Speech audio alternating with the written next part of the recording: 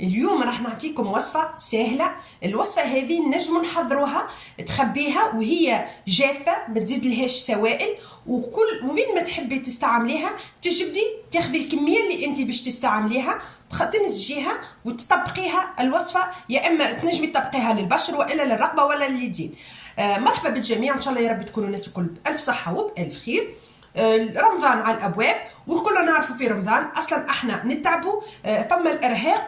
من خلف الارهاق الاكل نتاعنا، طريقه الاكل تختلف، وحاجه اخرى ما عندناش الوقت باش الاعتناء بالبشره. يخرج رمضان من بعد تحسي انه الوجه نتاعك ياسر فقد اماكن نقولوا احنا، ولا عندك اختلاف لون البشره زاد تغمق اكثر. اليوم باش نعطيك وصفه تحضريها تخلي الوصفه ناشفه جافه، تحطيها في علبة وتغطيها وتخليها، وفين ما تستحقي تنجمي تطبقي الوصفة كل ليلة في الليل.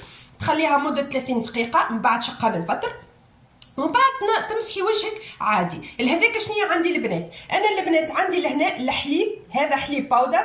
عندي لهنا البنات هذه جففت قشور البرتقال ورحيته طحنته كيف من هذه، كيف ما تشوفوا لهنا هذا قشور البرتقال مطحونه. وعندي النشا. المكونات الثلاثه انا بس باش نمزجهم مع بعضهم ونحتفظ بيهم البنات جافين، ما نضيف لهمش حتى سائل من السوائل. فين ما نستحق نحب نجرب الوصفه، نحب نطبق الوصفه، نعتمد الوصفه البنات لهنا تكون حاضره عندي، ما يستحقش اني نتعب باش نحضرها. نجي نضيف البنات لهنا، نضيفوا بسم الله، نضيف النشا نواشف كامله نمزجهم مع بعضهم، نضيفوا الحليب الباودر، ونضيف لهم لهنا البنات قشور البرتقال. قلت لكم البنات وصفه صدقوني سهله برشا.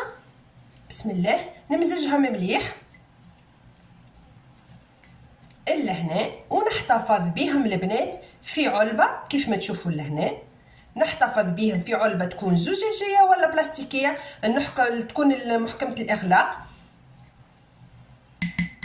وفين ما نستحقهم البنات نحب نطبق الوصفه من بعد شقان الفطر. الوصفه تكون حاضره عندي من دون كان نجبدها نضيف لها البنات لهنا تنجمي تضيفي لها ماء الورد اذا تحبي تعتمدي ماء الورد، والا تضيفي لها الحليب. لهنا الحليب العادي عندك زوز اختيارات بين انك تضيفي الحليب العادي والا ماء الورد، وتطبقيها على الوجه وتخليها مده للي تحسي البشره تشربت هاك الوصفه وهاك العناصر الموجوده في الوصفه نتاعنا. من بعد تغسلي وجهك، تنجمي تطبقيها كل ليله، تنجمي تطبقيها 3 مرات في الاسبوع حسب انت اذا كنتي حابه تطبقي الوصفه ولا. هذه وصفتنا لليوم من معالجه الناس اللي عندهم لهنا الاختلاف لون البشره. ومن الحاجات اللي مزيانه البنات في رمضان احنا عاده نقصوا من الاكل، نقصوا من نتعبوا، اصلا الجسم نتاعنا يتعب. لهذاك وصفه كيف ما شفتي سهله تعتمديها كل ليله في رمضان باش تحافظي كيف مناسبه ان شاء الله العيد. كيف ما يمر العيد يجي العيد تلقي بشرتك